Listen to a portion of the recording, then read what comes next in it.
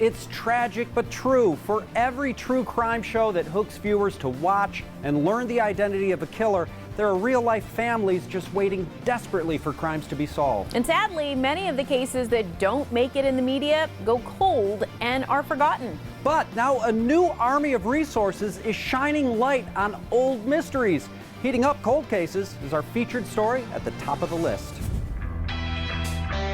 In podcasts and documentaries, true crime is an enduring genre. But while entertainment platforms like their cases solved, for too many families, there's no such closure. Since 1980, there's over 260,000 cold cases, strictly homicides. Alex Barber is the co-founder of Cold Case Consultants of America. A cold case would be a case that has zero new leads, no new tips, nothing. But Alex and his team of experts refuse to forget. I'm a firm believer there's no such thing as a perfect crime. There's always an answer, you just have to find it. We're running down the new techniques heating up cold cases. For starters, DNA identification has been supercharged when it's combined with consumer genetic databases. Everybody wants to know where they come from, so they take a swab and they send their DNA in. Services like Ancestry DNA and 23andMe have quickly amassed genetic databases far larger than any crime lab. They find out who their great-great-great-great-grandfather is from, Ireland, and doing so opens up the database. Comparing forensic DNA against the consumer databases can zero investigators in on a narrow range of suspects to investigate.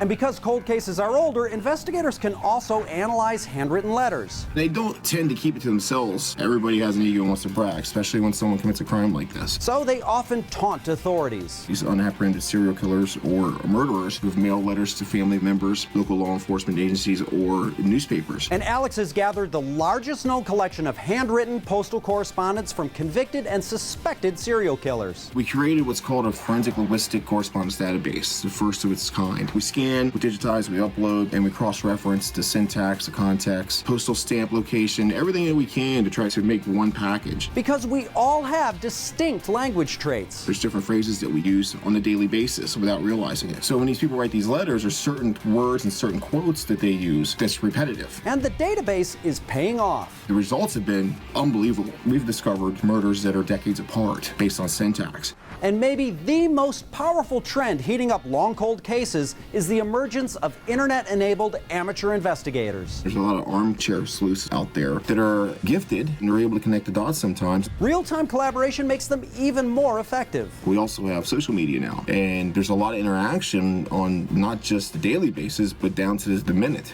literally. A prime example, Michelle McNamara, whose posthumously released book, I'll Be Gone in the Dark, helped lead to the conviction of the Golden State Killer, Joseph D'Angelo, and was the subject of an HBO documentary. What drives me is the need to put a face on an unknown killer. She was a gift. Her persistence nonstop, and it paid off because D'Angelo would have got away. And there's other people out there that are like her. They won't take no for an answer, and that's what we need. So if you think you have a clue, you always contact law enforcement first. If you're not getting a response, please reach out to us, cccoa.us. heating up cold cases is at the top of the list.